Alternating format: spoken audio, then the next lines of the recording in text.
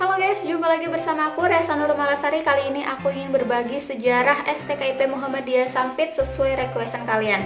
Sebelum kalian nonton video ini, jangan lupa kalian subscribe, like, dan juga share ke teman-teman kalian semua. Semoga bermanfaat dan jangan di skip. Oke, ikuti video ini sampai selesai.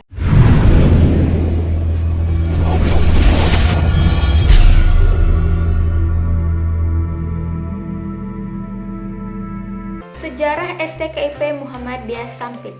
Melihat kebutuhan masyarakat akan pendidikan tinggi yang mampu memberikan kesempatan kepada putra-putri daerah yang tidak mampu secara ekonomi untuk melanjutkan sekolah ke perguruan tinggi di luar pulau.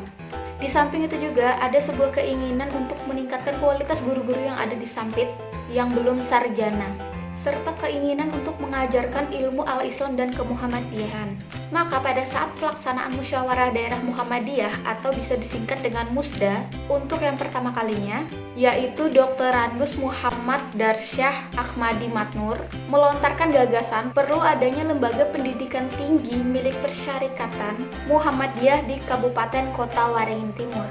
Gagasan tersebut disambut positif oleh peserta Musda dan peserta rapat, mempercayakan kepada Dr. Randus Muhammad Darsyah Ahmadi Matnur untuk melakukan pendekatan dan diskusi kepada warga dan sesepuh Muhammadiyah. Selanjutnya, dari hasil diskusi tersebut, dibentuklah panitia pendirian lembaga pendidikan tinggi dengan ketua Dr. Randus Masbullah dan sekretaris Dr. Randus Muhammad Darsyah Ahmadi Matnur. Pada rapat pembentukan panitia tersebut, disepakati pula nama lembaga pendidikan tinggi yaitu STKIP Muhammadiyah Sampit. Untuk menguatkan kepanitiaan pendirian tersebut, disyahkan oleh pimpinan wilayah Muhammadiyah, bisa disebut Majelis Pendidikan dan Kebudayaan Kalimantan Tengah dengan tanggal 7 Januari 1986.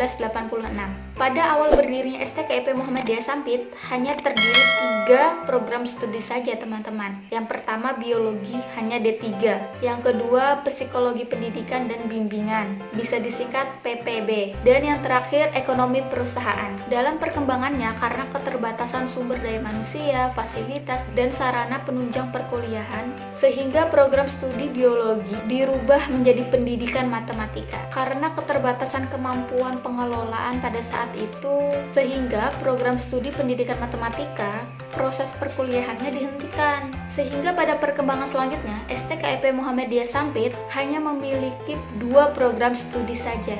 Yang pertama, Psikologi Pendidikan dan Bimbingan. Yang kedua, Pendidikan Ekonomi Perusahaan. Nah, setelah itu, pada tahun 1988, kedua program studi tersebut mengalami perubahan nama, yaitu Pendidikan Psikologi dan Bimbingan dirubah menjadi Pendidikan Bimbingan dan Konseling. Sedangkan Pendidikan Ekonomi Perusahaan dirubah menjadi Pendidikan Ekonomi Koperasi. Setelah itu, pada tahun 2008, jurusan Pendidikan Dunia Usaha atau bisa disingkat PDU, program studi Pendidikan Ekonomi Koperasi berubah menjadi jurusan Pendidikan IPS, program studi Pendidikan Ekonomi.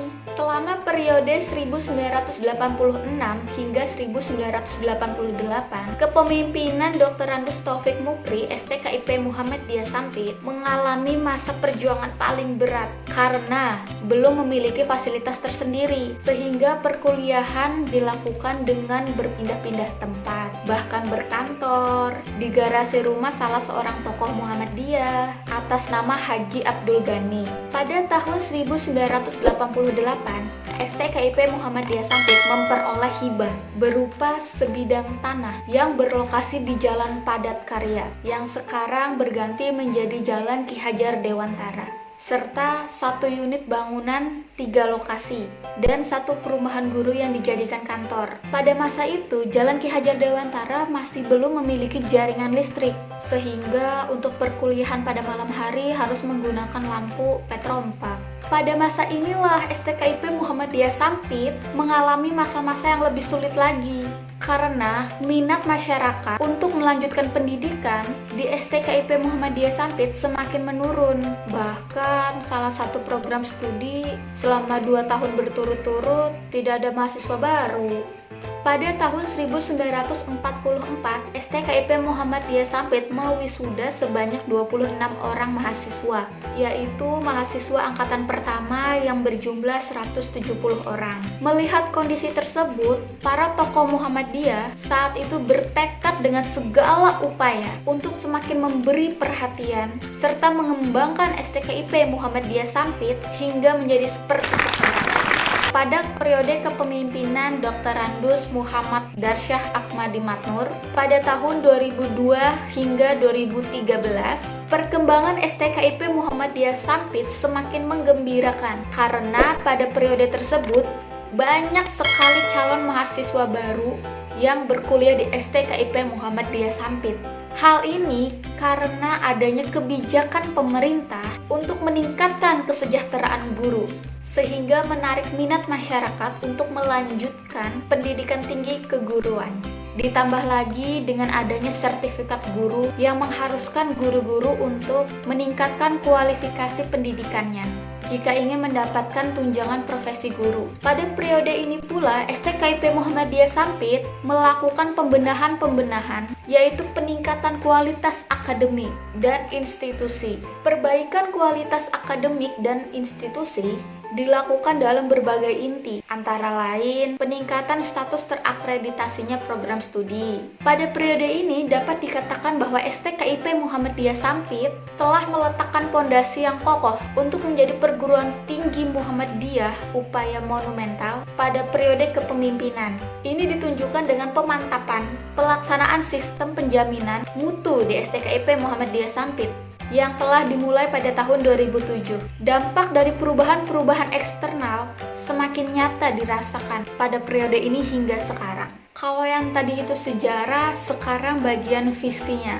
Visi STKIP Muhammadiyah Sampit menjadikan perguruan tinggi unggul yang peduli terhadap nilai-nilai kemanusiaan dengan penguatan iman dan takwa untuk kepentingan bangsa dan kesejahteraan masyarakat.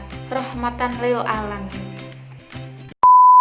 Sedangkan misinya yang pertama, menerapkan dan mengembangkan pengetahuan dan keterampilan terutama di bidang pendidikan untuk menghasilkan lulusan yang kompetitif.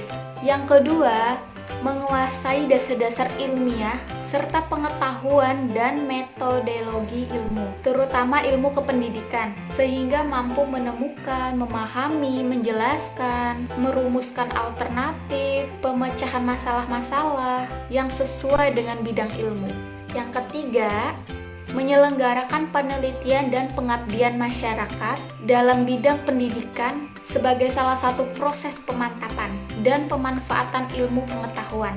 Yang keempat, mengintegrasikan nilai-nilai Islam dan kemuhammadiyahan dalam ilmu pengetahuan yang menjadikan lulusan rahmatan lil alamin.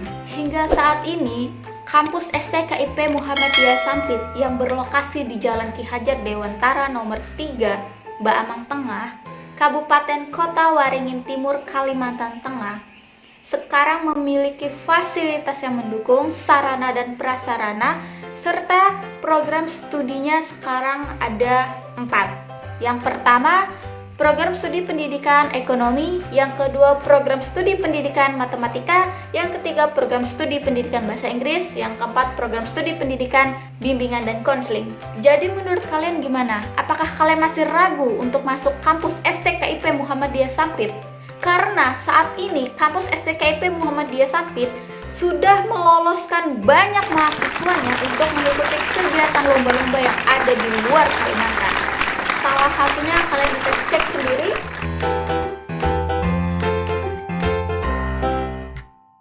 Saat ini STKIP Muhammadiyah Sampit memiliki mahasiswa-mahasiswa yang berprestasi.